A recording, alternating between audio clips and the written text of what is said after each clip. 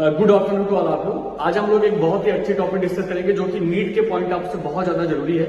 जब आप एलगी पढ़ते हैं तो एलगी का क्लासिफिकेशन पढ़ते हैं और एलगी क्लासिफिकेशन में एनसीईआरटी में जो दिया है हमको वही कवर करना है, क्योंकि यहाँ से बहुत ज्यादा इस डायग्राम से इस चार्ट से बहुत ज्यादा क्वेश्चन जो है देखने को मिलता है और बहुत ज्यादा क्वेश्चन हम लोग कर भी चुके हैं। यहाँ देखेंगे तो ये एनसीईआरटी का डायग्राम है। यहाँ पर क्लोरोफाइसी को हम लोग बोलते हैं ग्रीन एलगी। इधर देखो फियोफाइसी को हम लोग क्या बोलते हैं, ब्राउन एलगी बोलते हैं, और रोडोफाइसी को हम लोग क्या बोलते हैं, रेड एलगी बोलते हैं। क्लोरोफाइसी में अगर मेजर पिगमेंट की बात करें, याद करने का तरीका भी बहुत अच्छा लगेगा। देखना क्लोरोफिल, यहाँ पर क्लोरोफिल ए है और क्लोरोफिल बी है। फियोफाइसी ब्राउन एलगी में देखेंगे यहाँ पे क्लोरोफिल ए है और क्लोरोफिल सी है। और रोडोफाइसी में देखेंगे तो क्लोरोफिल ए है और डी है।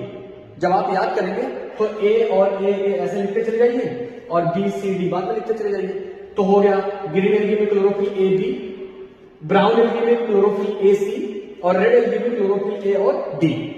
तीनों खत्म हो गया। अब हम लोग जानते हैं कि स्टोर्ड फूड क्या होता है, बहुत ही इंपॉर्टेंट है ये। क्लोरोफाइसी ग्रीन एलगी में जो स्टोर्ड फूड होता है वो क्या होता है, स्टार्च होता है। ब्राउन एलगी में जो स्टोर्ड फूड होता है वो क्या होता है, मैनिटॉल और लैंगारिन बोलते हैं इसको, मैनिटॉल और लैंगारिन।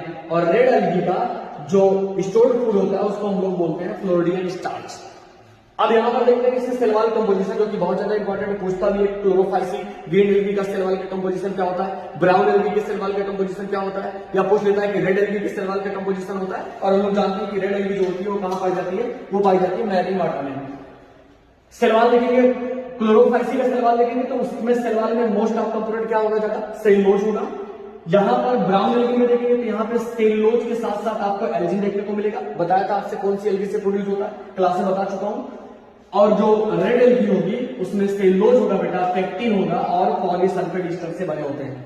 जितना आपको केवल करना है कि क्लासिफिकेशन आप एलगी देखना है, उसके अंदर में उसको कॉमन नेम उसको याद करना है और उसके अंदर स्टोर्ड फूड मटेरियल कौन सा है, उसके अंदर में पिगमेंट कौन सा है। एक क्वेश्चन यहां से जरूर आपको मिल जाएगा।